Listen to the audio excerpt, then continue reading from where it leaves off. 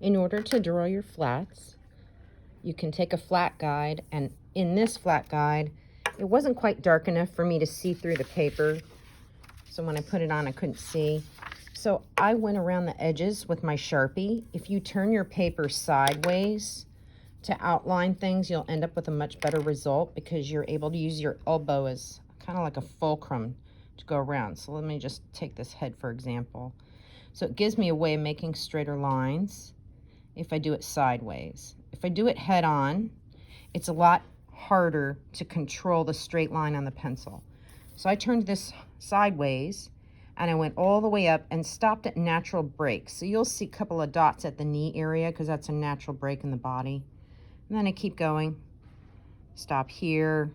So you keep catching the different things. I only did that so I could see through my typing paper well enough to draw my flats. So you can sort of see it there. So here I went ahead and started drawing my flats.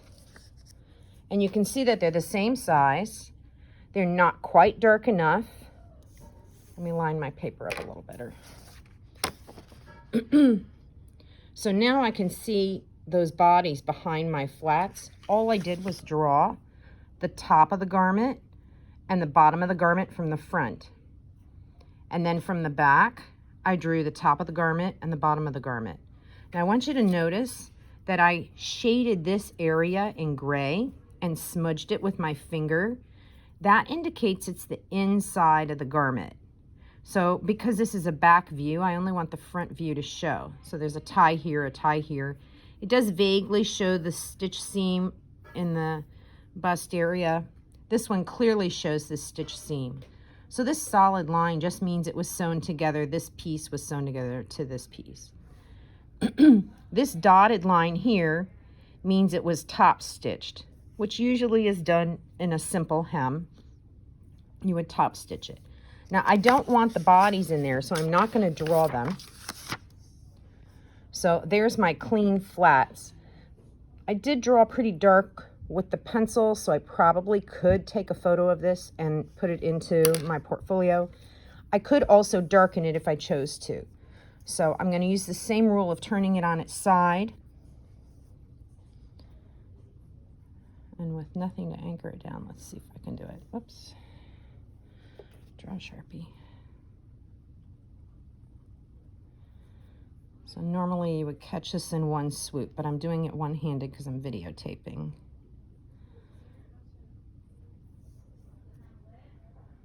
This direction is going to be much harder to get a straight line.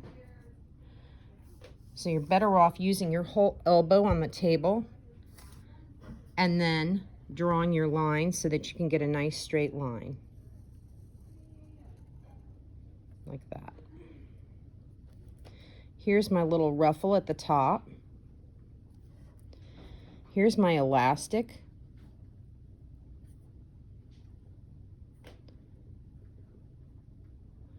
So I'm doing a dotted line. I'm also adding some little tick marks to indicate that it's ruffled. And let me do my dotted line on the bottom to indicate the hem.